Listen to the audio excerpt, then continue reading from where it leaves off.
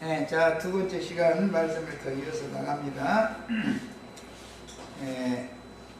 그 화목제 제물의 이제 피로 이중으로 거룩하게 하는 것은 이것은 이제 완전케 하는 것도 되지만 증거가 되게 한다, 이제 그런 뜻인 거예요. 그런데 우측의 깃뿌리와 그 다음에 오른손 엄지, 그 다음에 오른발 엄지에다가 이 제물의 피를 이렇게 발라줬었어요.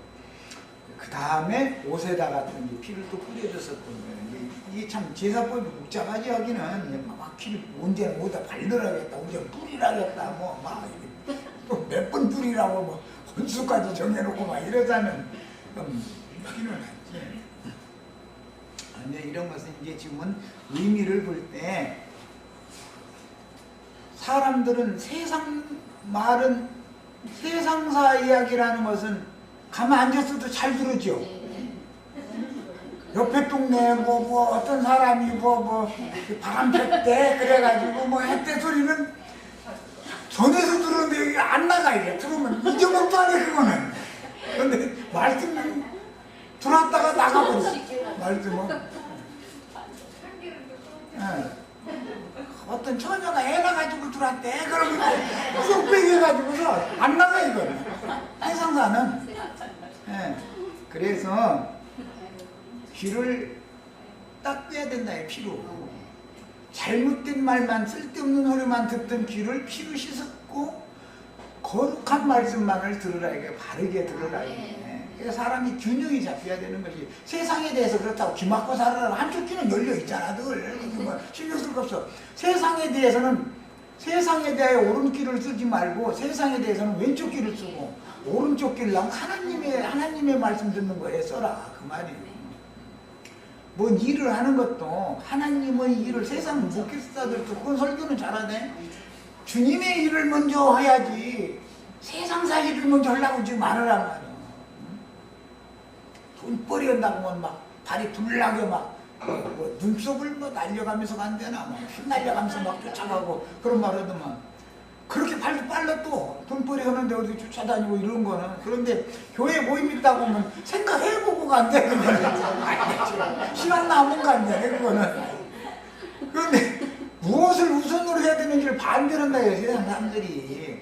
제사장이 먼저 하나님의 말씀에 귀를 기울여 하나님의 일에 전심해야 되고 하나님의 영광 앞에 달려나가는 것을 우선을 해야 본을 보여가면서 사람들을 가르쳐야 사람들을 하나님의 영광 앞으로 너희가 데려올 수 있지 않냐, 지금 그 말이에요. 자, 이제 더 나가는 말씀이 이제 봅니다. 25절 6절 그가 또 그 기름과 기름진 꼬리와 내장에 덮인 모든 기름과 간커플과 두 콩팥과 그 기름과 오른쪽 뒷다리를 떼어내고, 기름 종류는 다 번제단에 사를 거죠. 오른쪽 뒷다리는 거제로 제사를 드린 다음에 제사장들이 기념 소제물이 아닌 남은 소제물들과 함께 먹는 거예요. 며칠 동안 먹어요? 7일 동안 먹는 거예요. 7일 동안 성막 밖으로 나가면 죽어. 그러면 이제 똥 마렵고 오줌 마렵고 어떻게 하느냐, 왜 질문을 안 하시나 모르겠어요. 나 같으면 아니 7일 동안 어떻게 그렇게 똥 먹고 고기 먹고 실컷 먹어놓으면 해서를 똥 마르면 어떻게 할 거냐 이거예요.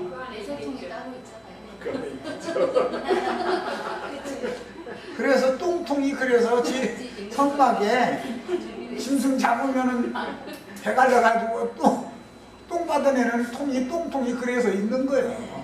그러니까 짐승 제물 속에서 나온 똥이나 내 속에서 나온 똥 같은 거죠. 그러니까 짐승 똥은 더럽고 내 똥은 깨끗하다 이러고, 내 똥이 짐승 똥보다 냄새 더 나. 소똥 냄새보다 내 똥이 훨씬 냄새 더 나. 그러니까 그럴 줄만 아시고 7일 동안 이거 모아놨다가 똥통에다가 똥 받아놨다가 재버리는 곳에 갖다가 버리는 거예요. 그 대표자가 누구였죠? 사울이라는 사람이 바울 됐을 때 그 똥 다 갖다 재버리는 곳에다가 버렸죠? 그렇게 하는 거예요. 그런데 하나님의 제사장으로 위임받는 기간 동안은 문 밖에 나가둔 거죠. 참 그 율법을 문자대로 지킨다는 게 참 말도 못하게 피곤한 일이지 이게. 자, 일반 화목제의 경우에는 내장, 기름, 콩팥 부분 이건 화제로 불살라서 드렸고, 우편 뒷다리 부분은 거제로 따로 드려가지고 제사장들이 먹습니다. 그런데 가슴 부분은 요제로 드려가지고 모세가 먹었죠. 네? 이게 제사장을 위임시키기 전에는 모세만 말씀을 받았고, 제사장들이 그 사명을 아직은 행하기 전이기 때문에, 네? 그래서 앞으로는 제사장 위임식이 끝나면 제물을 누가 죽여요? 모세가 죽여요? 제사장들이 죽여요? 그렇게 바꿔지는 것이죠, 이제 사명이. 이걸 이해를 하시면 되겠어요. 아직은 제사장 위임식이 끝나지 않았기 때문에 모세가 이걸 모두 다 주도적으로 한 거였었어요.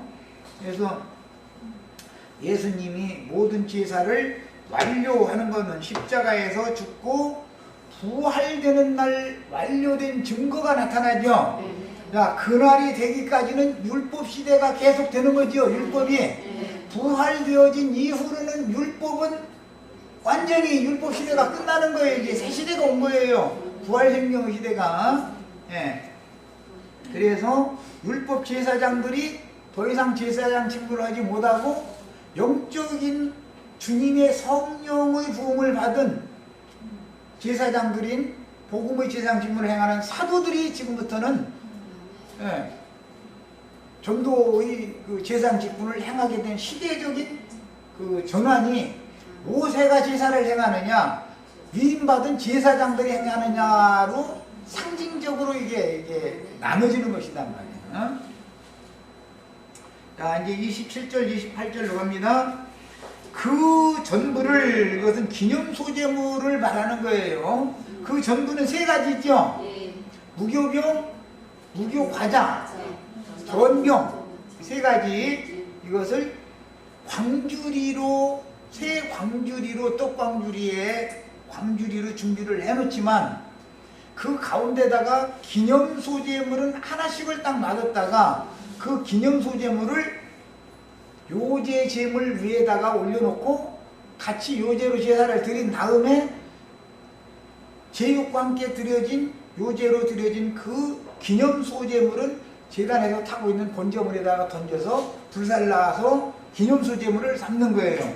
예수님이 기념소재물이죠. 그 다음에는 사도들이 기념소재물이 되죠.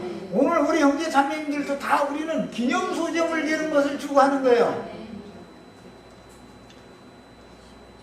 기념소재물로 드려지는 사람이 있어야, 즉 순교자들이 있어야 구원 얻을 자들이 구원을 얻을 수가 있겠죠. 네. 그런 말이야. 그래서 그 기념소재물이 그 전부로라는 건 세 가지 기념소재물이 아론의 손과 그 아들들의 손에 두어 여호와 앞에 흔들어 유제를 삼게 하고, 예수님에게만, 즉 아론에게만 준 게 아니었죠. 아론의 아들들에게도 기념소재물을 맡겼죠.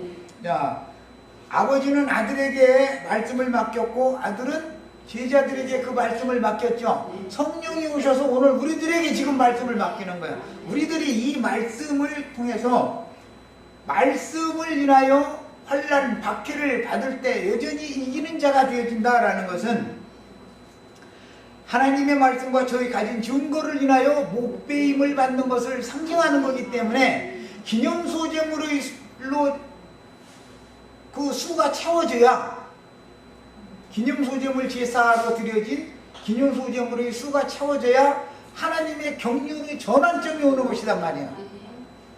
잘 이해를 하면서 들으셔요. 자, 그래서 그것을 그들의 손에서 가져다가 제단 위에 있는 번제물 위에 불사르니, 이건 순교자를 말하는 거예요. 예수님이 아버지 말씀을 이루기 위해서 순교당했죠. 우리 형제 자매님들도 마찬가지단 말이에요. 사도들이, 증인들이 마찬가지였어요. 뭐 때문에 계시록에 뭐 때문에 그런다 했어요? 하나님의 말씀과 저희의 가진 증거를 인하여 목배임을 받았다. 그 수가 차야만 한 시대의 경륜이 끝나는 거예요. 이것을 기념소재물로 드린다. 아론과 그 아들들의 손에 있는 기념소재물을 번제물과 함께 드린다. 이렇게 합니다. 이것은 우리가 그 하나님 말씀과 저희 가진 증거를 인하여 죽임당하는 거다. 전적으로 그냥 영혼 몸 전체를 번제 제물과 함께 완전한 헌신으로 드린다 이거예요. 자, 그 다음에 이제 28절로 갑니다. 제단 위에 있는 번제물 위에 불사르니 이것은 번제물과 함께 불살라진다라는 것은 말씀을 인하여 그 말씀을 지키기 위하여 순교당하는 걸 말하는 거예요. 완전히 헌신해서 드린다 이래요.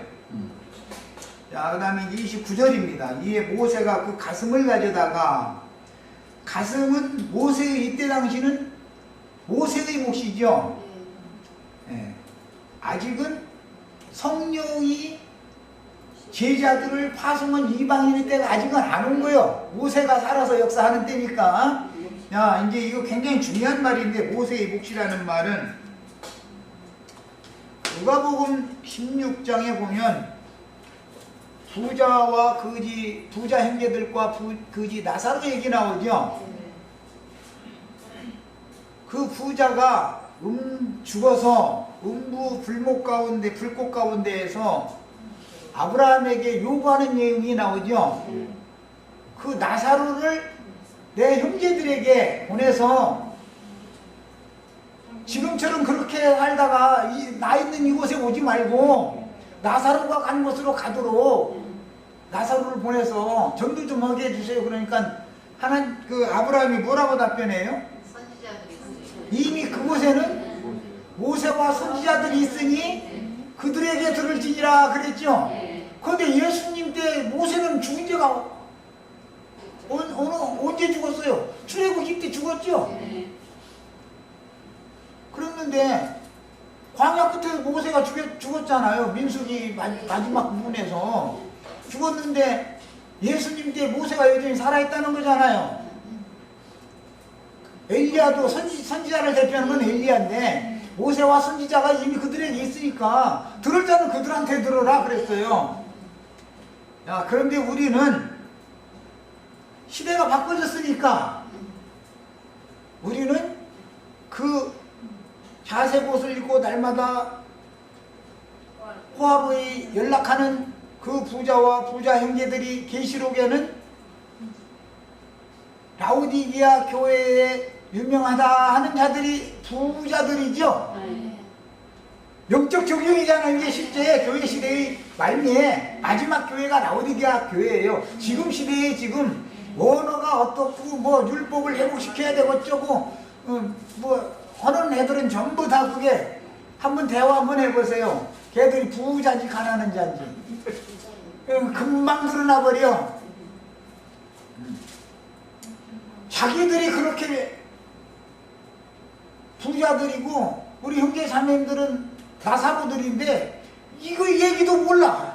부자가 나사로가 죽었는데 또 살았어. 이제 이렇게 나와버려. 모세와 엘리야도 죽었지요. 예수님 때. 그러나 영은 죽어요, 안 죽어요? 안 죽어요. 모세에게 임한 영과 엘리야에게 임한 영은 안 죽죠? 네. 모세와 엘리야에게 임한 영과 능력이 오늘 우리 형제 자매님들에게 임하면 기념소재물이 될 수가 있다 이거요. 기념소재물이.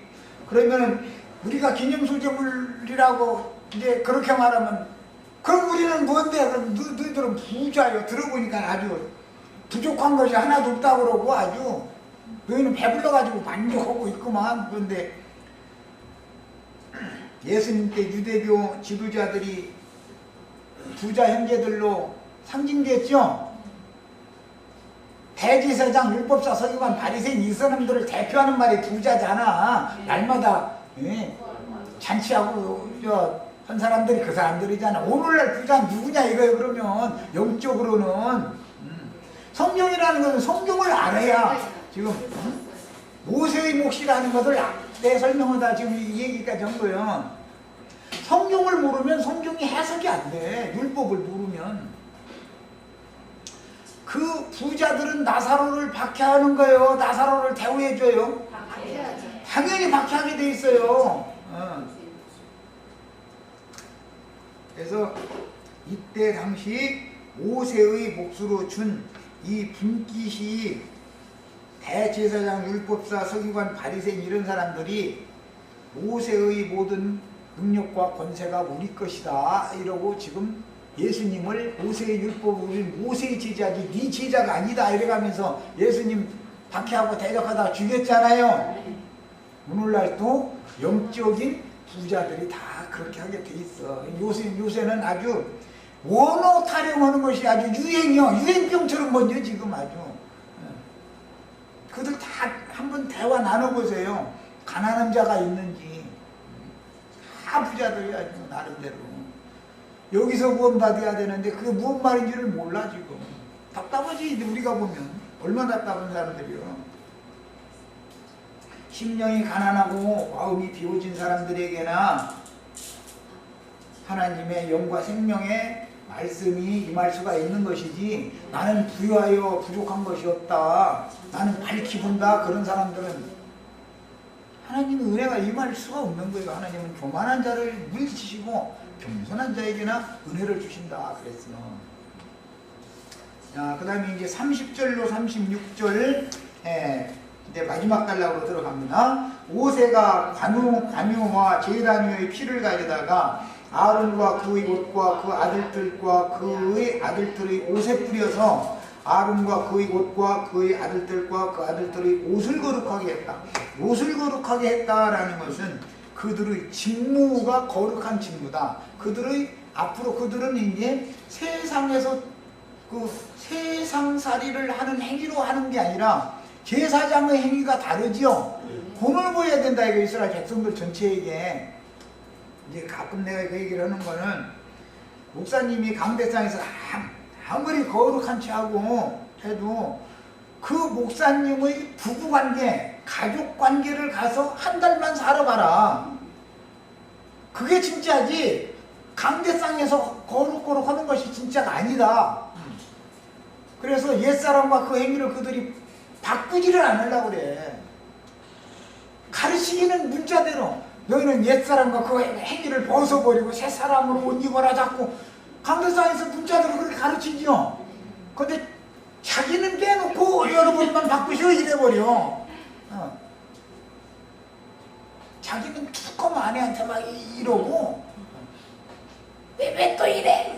이것은 뭐라고 무슨 일을 하버릴까 오늘 막 이렇게 내질러가지고 이거 태매고사 병원에 가서 만들고 그러거든. 목사들도 이혼 많이 해요. 목사들도. 뭐야 그게. 그것은 관유와 핏부림을 받은 옷을 입은 사람들이 아니다. 거룩한 제사장이 아니다라는 걸 반증하는 거잖아. 그래서 그들이 생활을 가서 알아봐야지 그들이 말만 들어봐가지고 아는 게 아니다. 고린도 교회 바울 사도가 뭔 얘기를 해요? 하도 교만하고 말들이 많다 보니까 특히 여자들이 이제 그때는 그랬는데 고린도 교회에서는 방언이 어쩌고 말감 자기네들이 하나님의 말씀이 막 임한 것처럼 막 떠들어대고 교회가 아수라장이 아주 아볼로가 휘어 잡을 수가 없어. 아주 얼마나 드센지 할머니 권사님들이 그야말로 성경 안 읽는 권사님들이지 그분들이다. 예.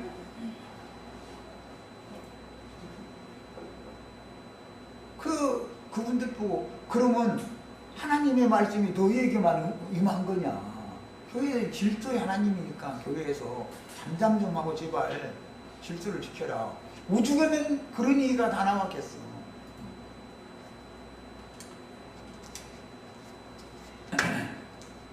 세상에서 남편에게 이렇게 하는 것은 성경 안 믿는 권사님들이 아볼로 형제한테 이렇게 한 거예요. 그게 무질서하게.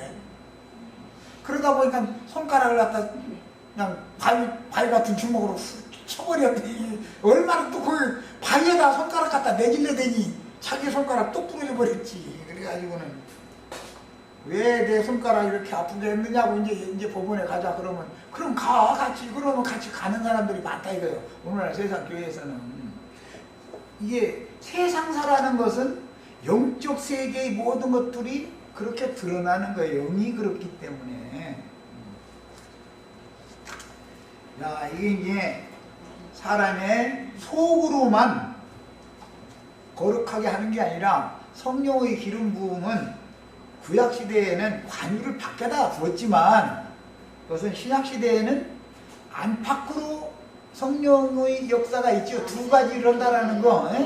생명의 영으로 능력의 영으로 두 가지를 한다. 이중으로 속죄도 이중 속죄. 뭐 옷에다 피를 뿌리고 관유를 바르고 그냥 자꾸 두 가지씩 하는 얘기를 지금 성경이 계속 강조하고 있어요. 네.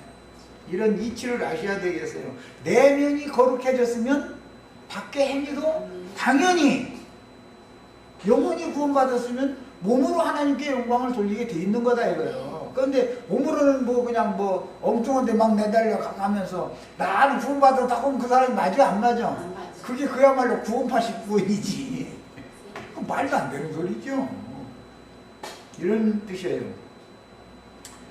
자, 이제 제사장들이 그 제육과 남은 소재 제물을 나누어서 같이 회막의 거룩한 여호와 앞에서 먹는 얘기가 이제 마지막 단락에 나옵니다. 모세가 관과 제단의 피를 가져다가 아론과 그의 옷과 그 아들들과 그의 아들들의 옷에 뿌려서 아론과 그의 옷과 그의 아들들과 그의 아들들의 옷을 거룩하게 하고 모세가 아론과 그의 아들들에게 이르되 내게 이미 명령하시기를 아론과 그의 아들들은 먹으라 하셨은즉 너희는 회막 문에서 그 고기를 삶아 위임식 광주리 안의 떡과 아울러 그곳에서 먹으라. 아론의 옷이나 아론의 아들들의 옷에 관유뿐 아니라 피를 이렇게 발라서 이중으로 거룩하게 하는 것은 안안팎으로 거룩하게 되어져야 된다라는 걸 말한다 이 말이야. 이것은 생명만 얻어가지고 되는 게 아니죠. 마귀 권세를 이길 수 있어야지 능력이 부어져야 되는 것이죠. 예. 이제 이런 개념에서 신약 성경에 장로, 교회를 인도할 장로의 자격이 있으려면 첫째가 조건이 뭐였죠? 한 아내의 남편이어야 된다. 젊은 여자들을 교회에서 잘 훈육하고 다스릴 어머니 같은 그런 늙은 여자 60세 이상 된 게 여자 얘기를 할 때는 조건이 뭐였죠? 반드시 한 남편의 아내여야 된다. 이게 아주 필수 조건이요. 예. 그래서 이제 교계에서는 문자대로 그것을 이제 또 이제 받다 보니까 이혼을 하면은 목회를 못하지요. 이게 교회법이 그러니까 목회를 안 쳐. 그런데 요새는 이혼하고도 목회하는 사람들이 두드러게 아주. 그러니까 율법 자체를 안 지키는 거예요. 자기들 자신이 지금. 그리고 그런 모든 말씀들이 신약 성경에 어떻게 이것을 적용하는지 믿음 생활에 어떻게 적용하는지를 모르는 거예요. 구약의 율법을 모세오경을 모르니까. 모세오경하면 그 사람들도 안 읽어. 이게 이런 구절이 있는지도 목사님들 한번 물어봐. 오늘 우리가 저 말씀 나는 제사장 위임할 때 3가지 짐승 죽이는데 그 3가지 짐승이 뭐냐고 한번 목사님한테 물어봐봐.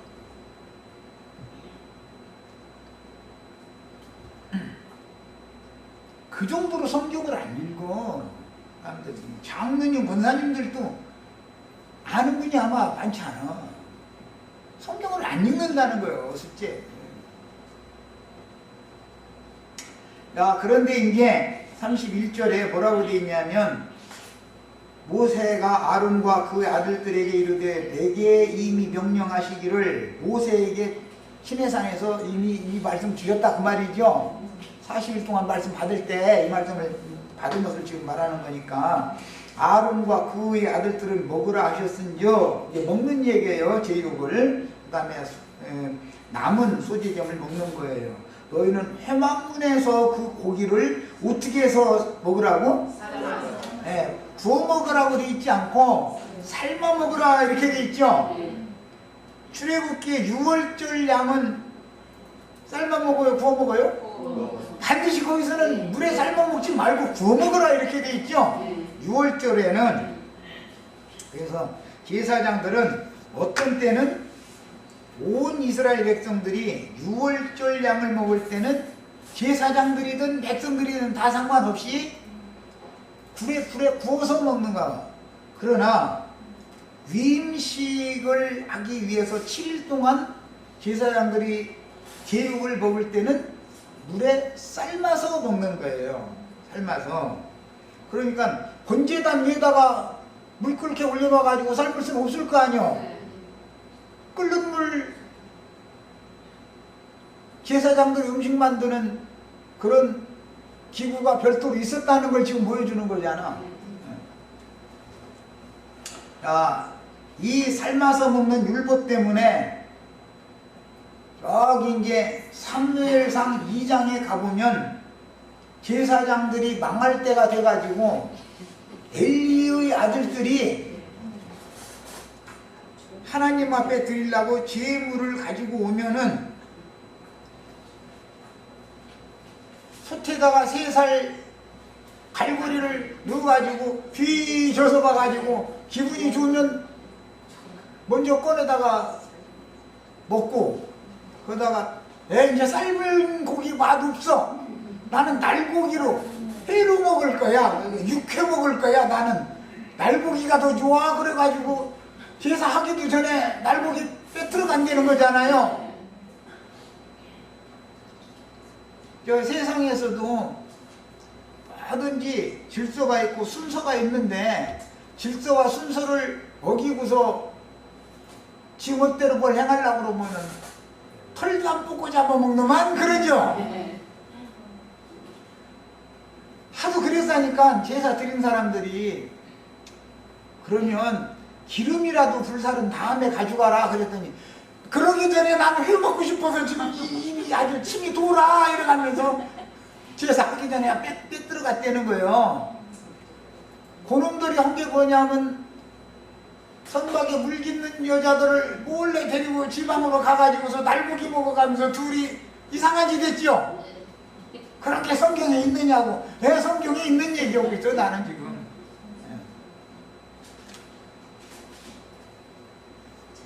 성경에 이런 얘기가 다 나오고 있어. 그러면 예수 그리스도가 우리의 제물이고 우리를 위한 제육인데, 우리를 생명양식대로 오신 분인데, 예수님을 하나님이 연락도 안 하셨는데 털도 안 뽑고 잡아먹는 게 뭐 예수를 믿는다고 다 믿는다고 하죠. 믿습니까? 아멘. 믿사오니 막 다 그러는데 그게 뭐야? 털도 안 뽑고 지금 날고기 먹는 거지요. 날고기. 그 날고기를 먹는 놈이나 년이나 저 뒷방으로 가서 이상한 짓 하게 돼 있어. 그게 사무엘상 2장에 나오는 말이야. 물 깃는 여자들 데려다가 제사장들이 자기 부인이 없는 게 아니었잖아. 그랬다는 거예요. 그 다음에 삶아서 위임식 광주리 안의 떡과 어울러 그곳에서 뭐라, 그곳이라는 것은 여호와 앞이다 그러는데 회막문 앞에서 먹는 거예요. 이제 여호와 앞이다, 그 앞에서 먹어라, 그분 앞에서, 하나님 앞에서 먹어라, 이런 말이 이제 성경에 계속 나와요. 여호와 앞에서 먹을지니 여호와 앞에서 먹으라, 이런 말이 나오는데, 여호와 앞에 사는 사람과 마귀 앞에 사는 사람은 그 사람의 영과 그 사람의 사상을 보면 알 수 있어. 마귀 앞에서 사는 사람은 돈 앞에서 사는 사람이죠. 그 사람들은 뭐 기도를 하면 부자 되세요 소리 들으면, 축복을 부자 되세요 하면은 아멘이 되고, 세상 부자가 다가 아니고 하나님께 대하여 부유한 자가 되세요. 여러분은 농사한 것이 차고 넘쳐가지고 광 하나 별도로 지어가지고 거기다 넣어놨다가 두고두고 먹고 살지 이러면은 하나님이 그 저녁에 너를 데려간다면 그 모든 것이 네 것이 되겠느냐. 하나님에 대하여 부하지 못하고 세상에 대하여 부한 자들이 다 이와 같다. 예수님 하신 말씀이죠. 우리는 반대로 세상에 대하여는 가난하고 하나님에 대하여는 부한 자가 되셔야 되겠어요. 다 그러셔야 되겠어요. 그러니까 우리 서영대 나가서 열심히 일은 하지만 하나님께 대하여 부한자가 되려고 이러는 것이지, 그래서 저 부자 되려고, 세상에서 부자 되려고 이러다 보면 허리 아프고 나중에 실증 나서 그래요. 딴 사람들 따라갈 재주 있어? 백제고 황제 걸음 따라가? 그 사람들은 땀 내고 일 안 해도 쏠쏠 됐다 해가면서 뭐 아파트가 몇 채씩 있는데, 서영재님은 죽는 날까지 해도 아파트 한 채도 못 사. 사람이 벌어서는 못 사. 어디 뭐 이상한 짓 하면은 또 혹시 모르지만 말이야. 빨리 아파트 살려면 공부 열심히 해가지고 세무서 세무직 공무원 취직해야 돼. 여기 관세청 공무원 이런 데 취직하면은 그 뭐 아파트 그냥 누가 그냥 갖다 바쳐 괜히. 나 이번에 중국 오고 뭐 이렇게 무역을 좀 하려고 이렇게 텄는데 좀 아파트 한 채 주겠다고 그러면서, 그럼 아파트 한 채 또 이거 몇 억인데 그래서 그거 먹었다가는 그럼 장사 시켜줘야죠. 그것도 한두 번이지. 그럼 죽을 때까지 계속 아파트 한 채 주면 10채가 부려먹어. 사람들이 한 채 주고서 한 채 겨우 뽑아내려고 그 장사 하겠습니까? 미쳤어? 그런 줄 없고 안 좋게. 사람들 다 그게 미천드리는 일인 건데 죽게 돼 있어. 그래서 반드시 부정한 거고. 이제 비유를 하다 보니까 여기에 나오는 레기 8장 30절로 36절에 나오는 이 말씀에 대해서 영적 적용을 이게 설명하다 보니까 여기까지 간 거예요. 32절 고기와 떡의 나머지는 불살라라. 그러니까 고기든 떡이든 매일 준비해야 된다 그 말이죠. 제물도 소도 양두 마리도 매일 죽이는 거예요. 매일 7일 동안을. 근데 제사장 이후한테 소가 몇 마리 죽었어요? 또 대답 못해. 제사장 이후하는데 소가 7마리 죽어야 돼. 양은 몇 마리 죽었어? 14마리가 죽어야 돼. 매일 새로운 고기 먹는 거예요. 매일. 떡광주리도 매일 한 광주리씩이면 7광주리야 되겠죠? 이렇게 하는 거예요. 그러니 뭐 먹을 사람이 많으면 다 먹겠지만 늘 남는 게 태우다 버리 못 봐. 얼마나 아까워 이놈 먹어. 그것은 뭐냐? 모든 하나님의 말씀을 맡은 제사장들은 날마다 하나님 앞에 새 말씀을 받아서 백성들을 가르쳐야 된다. 묵은 것을 자꾸 백성들에게 먹이면 다 채우고 병 걸려가지고 죽어. 백성들이 오히려 백성들을 생명양식을 먹여서 살려주는 일을 하는 것이 살리는 직분을 하라는 거잖아. 이제 신약의 고린도후서 그 3장인가 거기 보면 영의 직분은 살리는 직분이라고 그러고 육신의 직분은 의문의 직분은 죽이는 직분이다 그러는데, 영혼들을 살리려면은 매번 제사장 자신이 신선한 음식을 하나님 앞에 받아 먹어야 된다 이거예요.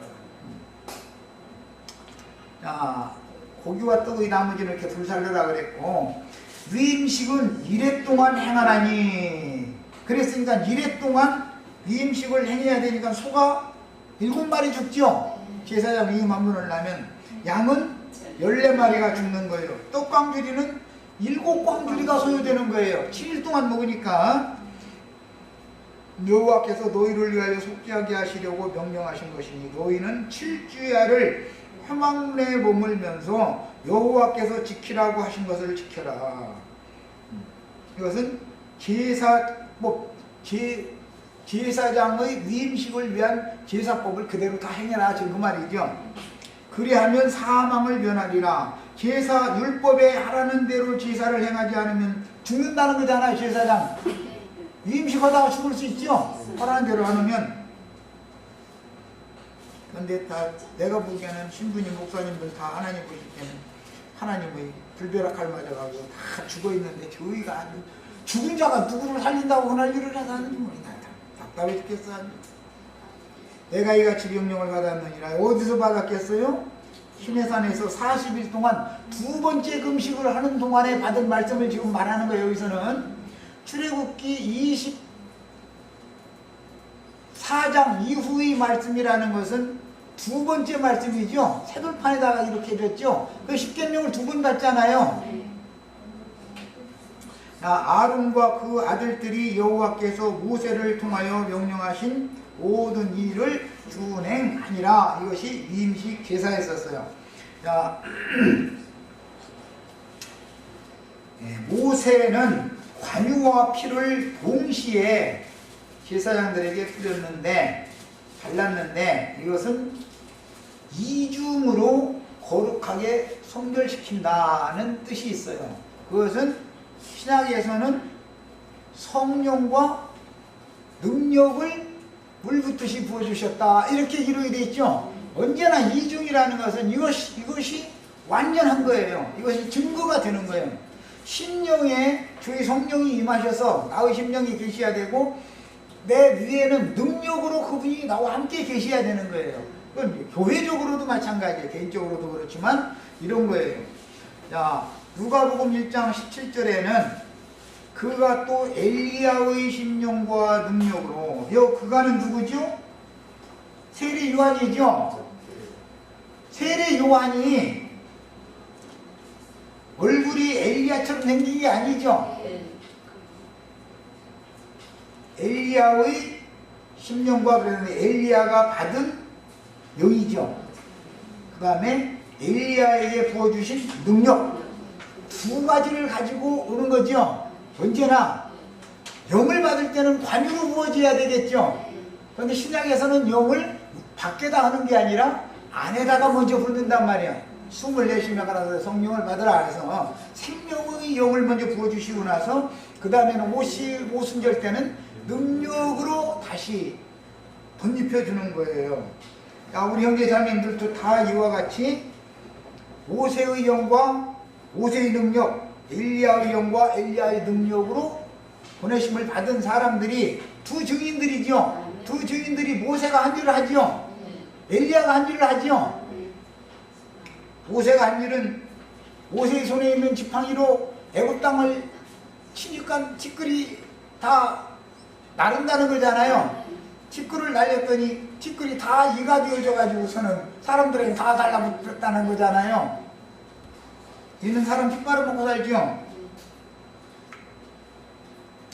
그러니까 두 증인들이 받은 지팡이 갈대로 땅을 쳤더니 땅의 모든 족속들이 아주 괴로워서 못 살겠더라는 거예요. 그러더니 두 증인이 죽으니까 아주 아이고 시원하다고 그래가면서 선물을 주고 받더라는 거잖아요. 모세의 손에 있는 지팡이가 그리스도 자신이죠. 네. 아론의 손에 있는 지팡이가 아론의 지팡이가 아니고 하나님이 그에게 주신 그리스도를 상징하는 거예요. 자, 그런 것처럼 그 다음에 하늘을 달아서 3년 반 동안 비가 안 오게 하지요. 그건 누가 한 일이죠?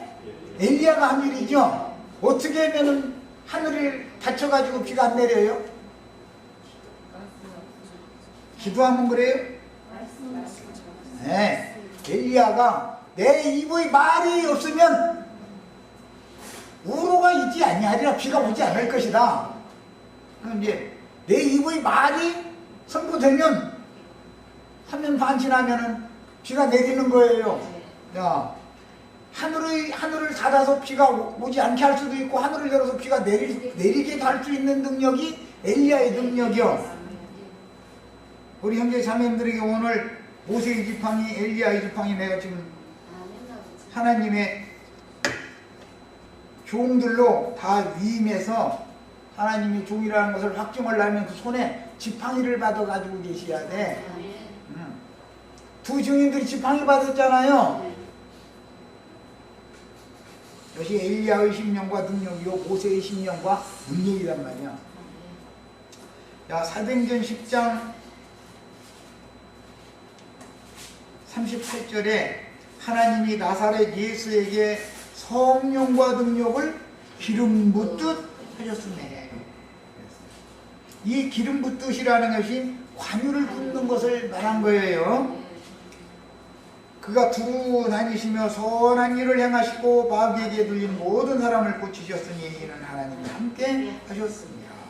우리 형제 자매님들이 이제 이런 영과 능력을 부음 받아가지고 형제 자매님들이 손을 대면 다 병에서 고침을 받아야 돼. 누구든지 형제 자매님들이 손으로 안수하면 다 병들이 고쳐져야 돼. 병 고치는 능력이요. 병 고치는 능력이라는 것은 양심 고쳐주는 걸 말하는 거예요. 네. 어떤 학자들은 이런 말씀 때문에 관유와 피를 바르는 얘기를 하니까 관유에다가 피 섞어서 이렇게 발렸다 그러는데 그게 아니고 관유를 먼저 바르고 그 다음에 이중으로 피를 또 바르는 거예요. 언제나 그 간격이 50일이라고 하는 간격이 있죠. 실제로는 관유를 먼저 부은 다음에 성령을 부어주신 다음에 50일이 지나야 40일 동안은 같이 계시다가 떠나신 다음에 열흘 후에 다시 오는 게 실제로는 50일이라고 하는 간격이 있는 거 아니에요. 능력의 영으로 또 오시려면 이게 이제 절기로 이어지는 것이기 때문에 이 내용은 여기에서는 감춰져 있어요. 어떤 학자들이 제물의 피를 관유에다 섞어서 뿌렸다고 그러지만 그게 아니고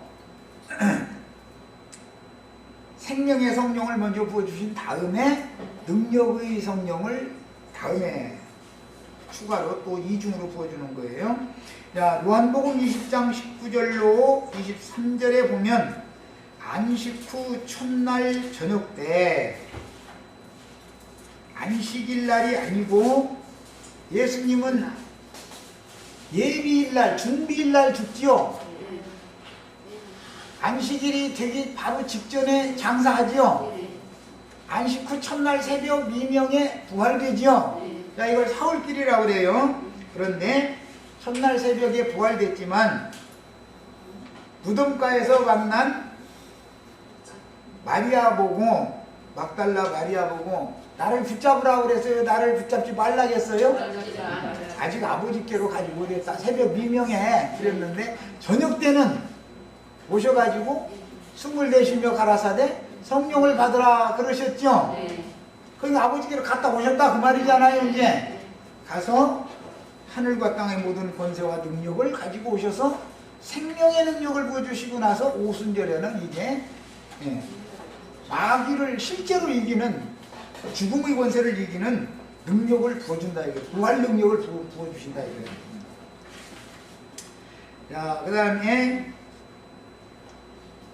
이 말씀을 하시고 손과 옆구리를 보이시니 제자들이 주를 보고 기뻐하더라. 그랬는데 그 첫 번째 주님이 오셨을 때 첫 번째 주간에 한 사람이 빠졌었죠? 누구였어요? 도마라는 사람이 빠졌어요. 그래가지고 제자들이 주님은 부활되셔가지고 우리들 가운데 오셨었노라고 그러니까 그걸 누가 합니까? 말이라고 하고 있어 지금. 이제 이랬다 이거예요. 그런 거 증거내 나와 증거. 증거 어떻게 내놔 그러니까 그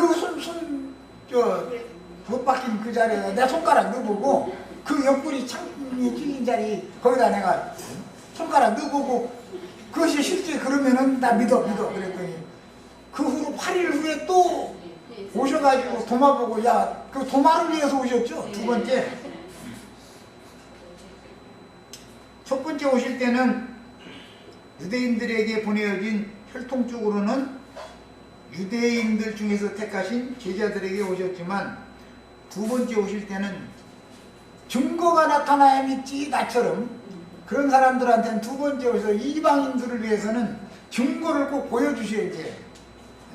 보여주시고 나서 아예 너보고 믿어 너보고 이제 그래요. 우리는 다 지금 다 우리를 구원하신 주님이 십자가에 달린 것도 밝히 보여야 되고 그 다음에 말씀이 육신이 되어서 오셨다가 구속을 이루신 다음에 지금은 살려주는 영으로 되어서 오신 그분의 말씀을 들을 때 그분을 주목하여 보고 만질 수 있어야죠.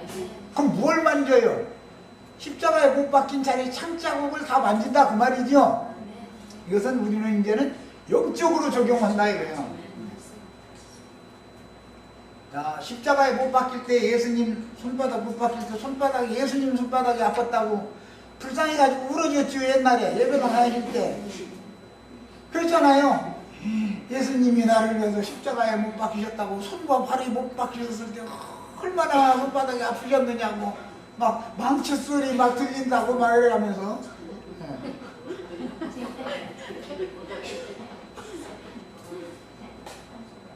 그래가면서도 세상에 똥덩어리만 주물럭주물럭 하고 살아. 그랬죠? 예배당 다니는 동안에